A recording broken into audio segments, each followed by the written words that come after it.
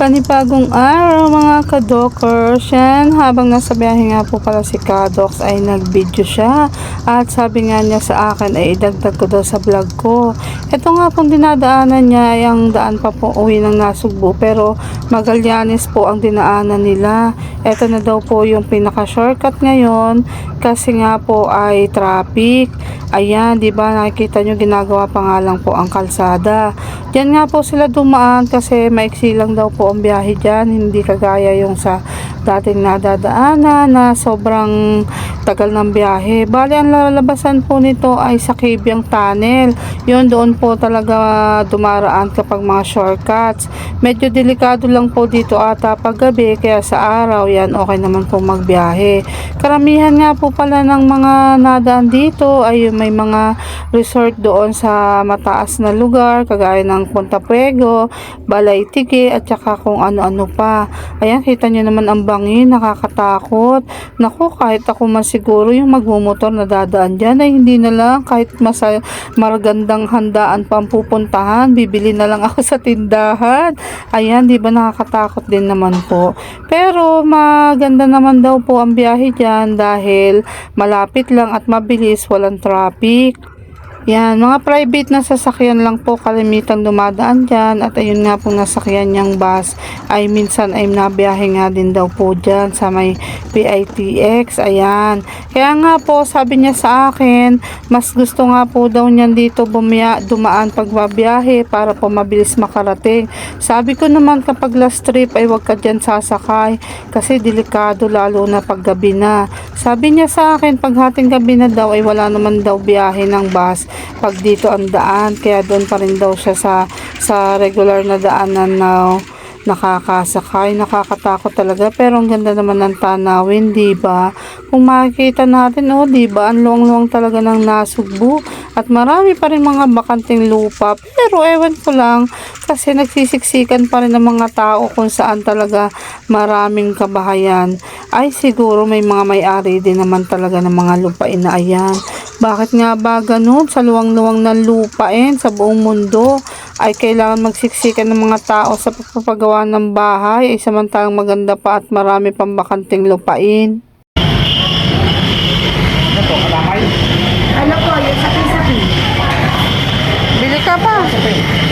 Ito, baba. May dito. Magkano po isa? 10 po. Dahil kasi, 10. wow, maliit pa ngayon. 20, ano nito? Parang nakapo ka isa. 30, hindi 30. Tara. Baka yung mga... Ilang po mamere eh. 30. Bigay daw siya po muna isa. Ay, bibigyan ko. Kakainin. Kaya bumibili kami ng biko. Sorry na. Anong tawag dyan? Sapin-sapin. Sapi. Sapin-sapin. Tapos ito ay biko. Ate, anong pinagkaiba nila? Bibingkang kanin, may ano po yung sa ibabaw. Caramel. Ayun. Ilan po ba ng ano ito? Ano, masarap. Masarap, taganaya lang kasi. Hindi yan pwede sa akin, gawa pustiso. Hindi makunat? Try tare. Tate. Ito, 30 rin.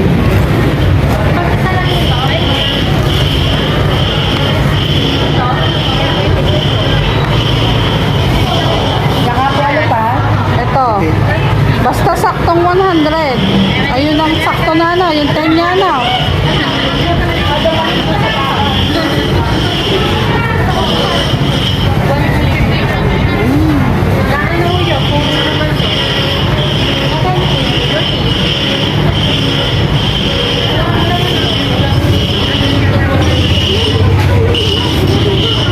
At tayo si Kado ko. Gusto pa. Isa pa. Uloy.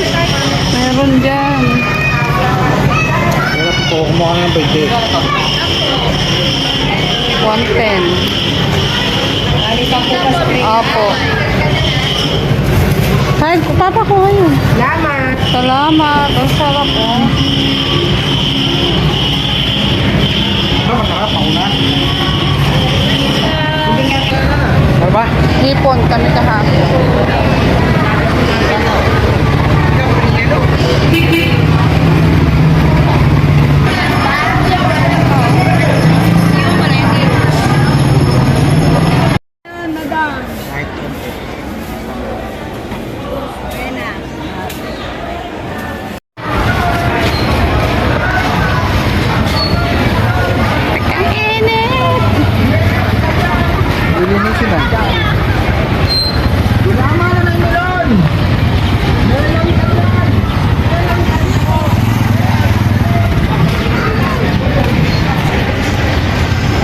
Grabe init.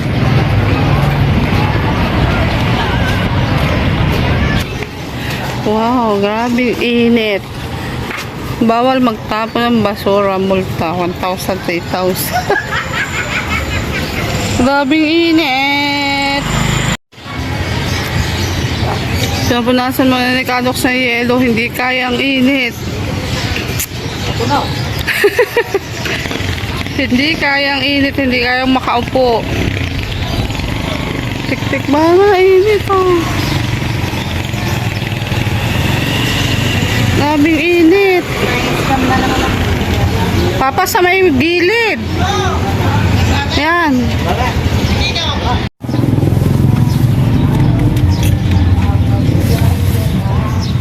Papa yung malalaki na hindi durong. Grabing init ah. Oh, sitting pretty. Oh, piwi. Aray ng aking suke. Ayan. Hindi ako natambay kapag pagod na, mama. Ito ang aking, dito ako nabili ng tofu kasi may hiling. Ang ayun, no, dalawa daw niya. Ayan. Malapit ang pwesto niya sa paradahan ng Bukana. Ako ng halo-halo. Oh, yan. Oh, halo-halo. Pero may kapalit pala. Ano ba kapalit ng halo-halo na to? Ha? Pumasahe. Pumasahe pagluwas. Ang mahal naman ang halo-halo na to. Nakalabas. Ano? Tsaka alawas. Ano yun? Estudyante? College? Okay. Ang sarap ng halo-halo ni ate. Ito po ay doon sa may simbahan. 40 pesos lang, creamy, tas ang dami niyang sahog. Oh, diba? Bumili kasi ako isang araw, nakita ko, tas bumalik kami kanina. Ang sarap ang halo-halo ni ate. Muna, kami ni Kado. Bagay. Hindi kaya 20, durog na. Kapo yan. Simba muna kami.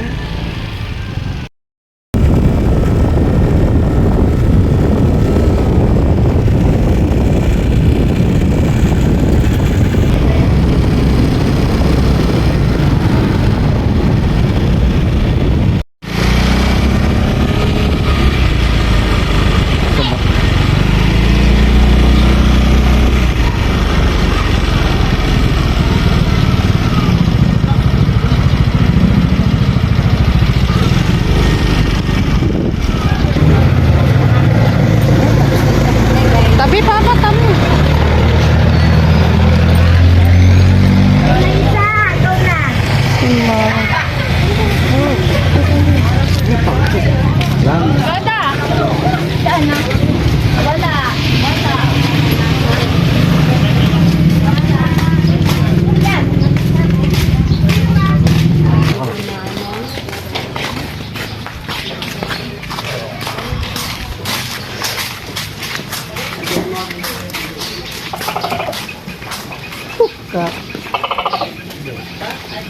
Happy Easter everyone! Ayan, nagsimba kami ni Kadox at nagpapasalamat kami sa lahat ng magagandang pangyayari sa buhay namin bilang mag-asawa at syempre sa aming mga anak.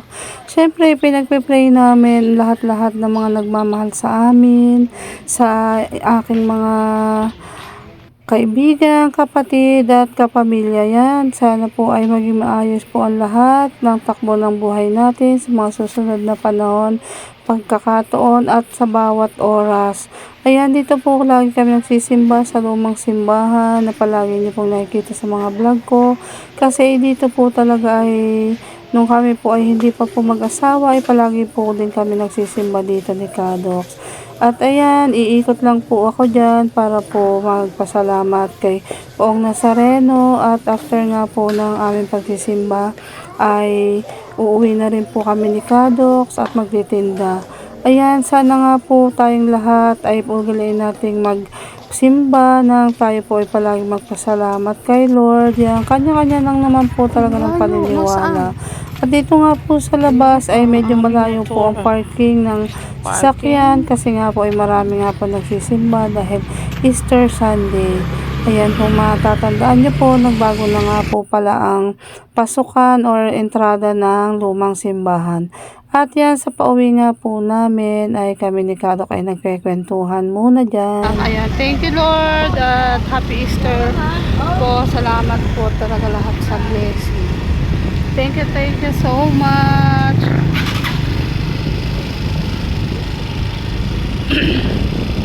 Hindi naman kami nakapag-swimming nitong Holy Week kasi ako ay rumakit pa rin ng rumakit. Nagsimba na lang yun. Mas okay yung nagsimba talaga. Ayan. Hindi rin po naman ako ganun mahilig mag-swimming kasi Kadok may pasok. Alam niyo naman sa airport. Ayan. Laging may pasok. Wala silang holiday. Ayan. Kaya eto na lang yung panahon namin. Uwi siya 1 day off. Tapos nagsimba kami na malengke, mga ganun lang ginagawa. Tapos mamaya sabak na naman sa kusina. Panibagong hanap buhay na naman.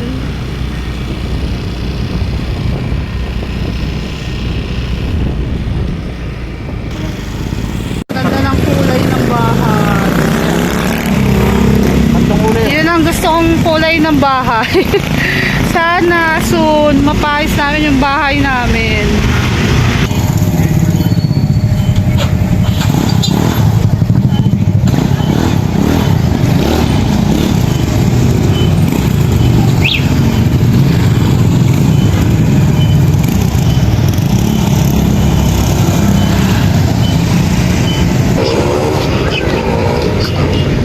Bili ako ng DTR project ng aking anak. Ginagawa ang Jollibee. Pauwi na kami. Ang daming tao.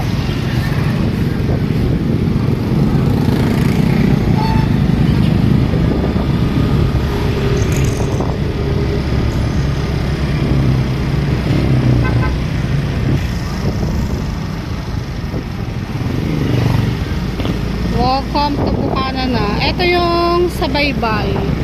Yan, makikita natin yung maraming resort. Titingnan natin kung marami pa ring bisita. Easter Sunday na. Baka marami pa ring mga bisita. Dito yung Marmaraka. Ayan. Sa may Nasugbo Pavilion, sa harapan, sa may dagat. Doon yung Mamaraka.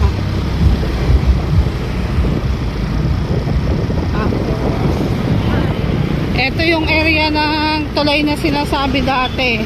Ayan, yung mga tulay dyan. Pero sarado na, wala na ngayon. Pinasara na. Diba, ang dami pa rin tao. Madaming pa rin tao. Dahan-dahan pa. Dami dyan sasakyan.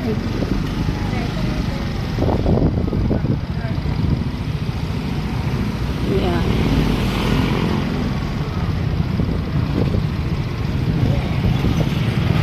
Yan, diba? Ang dami pa rin tao. Punong-puno pa rin yung sasakyan kasi last day na ng Mamaraka. Diyan na Mamaraka sa loob.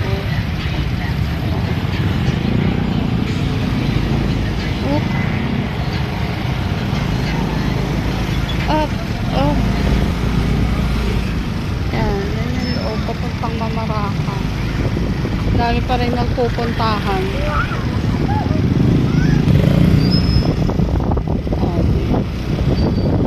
Parang maluwag na ngayon. Parang kukunti na yung mga sasakyan. Unlike nung Thursday, Friday, and Saturday. Punong-puno talaga dito.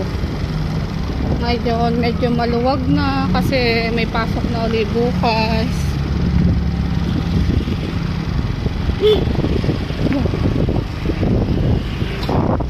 Diba, ang gaganda ng resort. Kabila yan.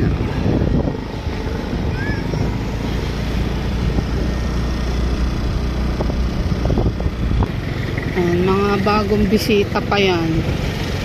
Mga nadating. Puno pa rin pala dito. Marami pa rin sasakyan. Magkabila pa rin. Kahapon mas malala talaga dito. Ano talaga, as in, marami. Yan, hanggang dito.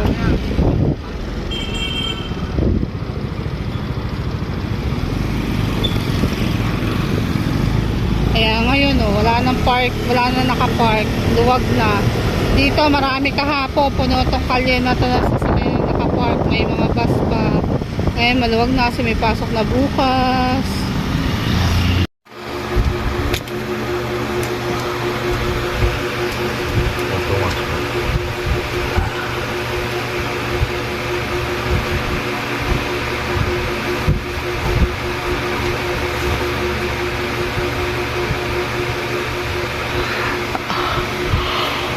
Ang ganang luwas. Grabe. Anong oras pa time mo? 6?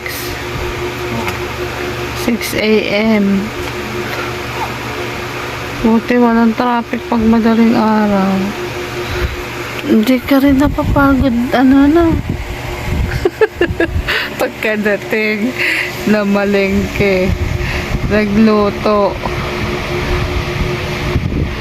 Tapos, sa ilalim, natulog ng konti. Ngayon, luluwas na.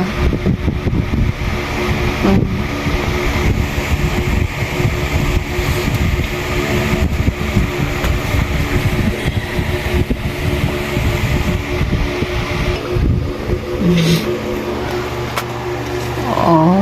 Ang ID na naman. Wala ka pa rin ID. Baka may makalimutan ka pa. Tira. Kalimutan mo. Tira. Alam mo. Baliktad po kami. Ibig na siya magbigay na alawan sa amin. Wala kang kalimutan. Alawan. Oo. Ang baon mo.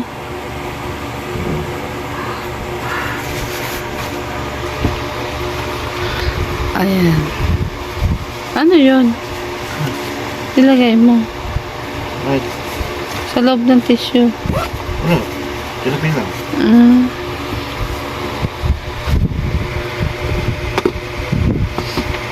Up.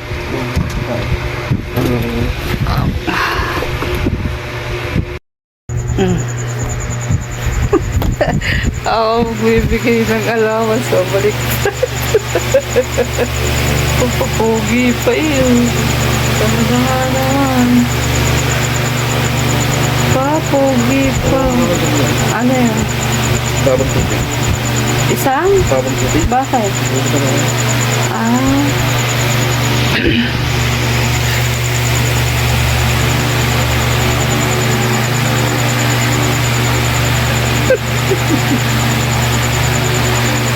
Oh. Papogi pa yun. Huwag masyadong mo nakikita ng bunbunan. Manipis na ang bunbunan.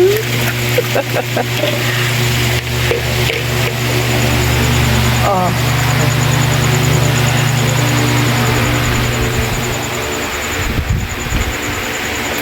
Ang baon mo?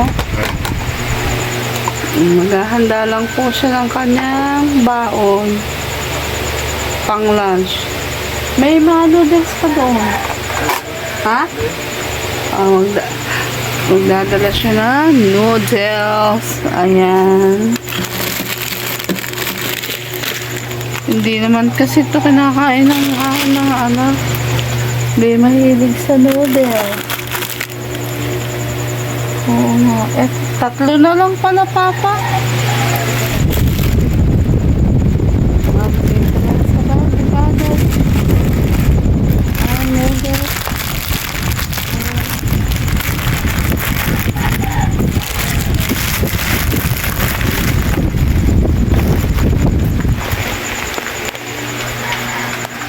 Grabe ang mga aso.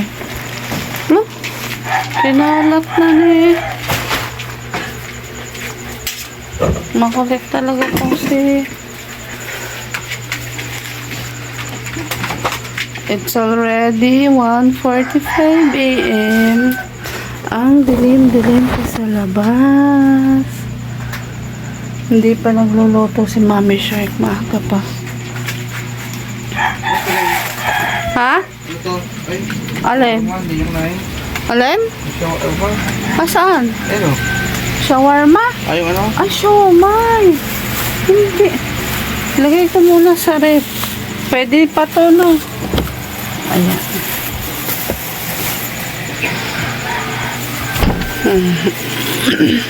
Oh, here's your baon. Ano ulam mo? Kanin. Hindi, yung may ulam pang niluto dyan. Ay, ito. Ah, Wow, sauce no. huwag ka na mag-sauce. Ano kung naman yun? Huwag ka na mag-sauce. Buksan ko ng ilaw sa labas. Nasa pa yun tayo sa sasakyan mo. Ito. Seryoso. Tinatamad pa yan lumuwas. Ayan, ganyan lang yan lagi. Uuwi bigla tapos luluwas nila madaling araw. Ginagawa lang niyang palengke. Tapos hihigay sa akin ng pamasahe. Uuwi. Tapos wala pamasahe pabalik.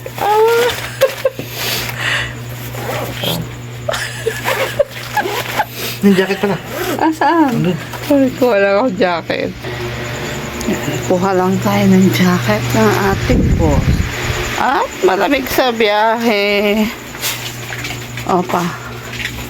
Parang ang init. Yan. Bubuksan ko ng pinto kaso baka maglabasan tong mga aso. Ito si bata tayo. Aray ko.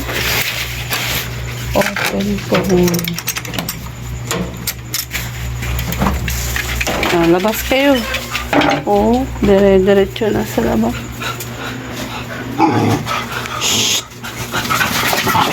Ayan, nagpasakan ulit. Hoy! Hey! Wait lang natin si Kadok. Sahatid lang natin siya dito sa may pinto. At medyo malamig eh. Wala pa si Mami Shark. Sarado pa ang door nila Mami Shark. Di pa siya magluluto. Maaga pa kasi mamaya pa yung mga 3 a.m. Tapos ako naman ay tutulog at gigising ng Papa, hindi mo na ipasa sa akin ang video. Hindi mo lang sa sigil. Hindi kaya, pangit kasi pag pa-messenger. Hindi pa ba kaya sa oras? Papasa ko. Sana Habang ano? Si Ray.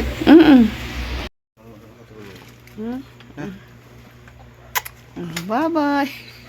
Basta. Hindi na kita natin dyan. Pa. Oh, take mo yung daan. Ha? So papasukin mo ha. Ayun, hindi ko na siya inihati doon kasi ay madilim na. Papasukin lang niya ang aming mga aso. Pasok, kay Cream. Hey. Diyan ba si Kerry? Wala eh. Lahat lumabas. Ang kukulit din naman ng mga aso eh. Oh.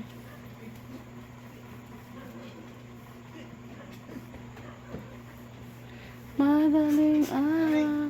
Chuk! Chuk! Come. Oh, pasok ka dito. Sarado na, tutulog na. Oh, yun. No, di na papasok na din. Maglalak na ako. Oo, yung malak.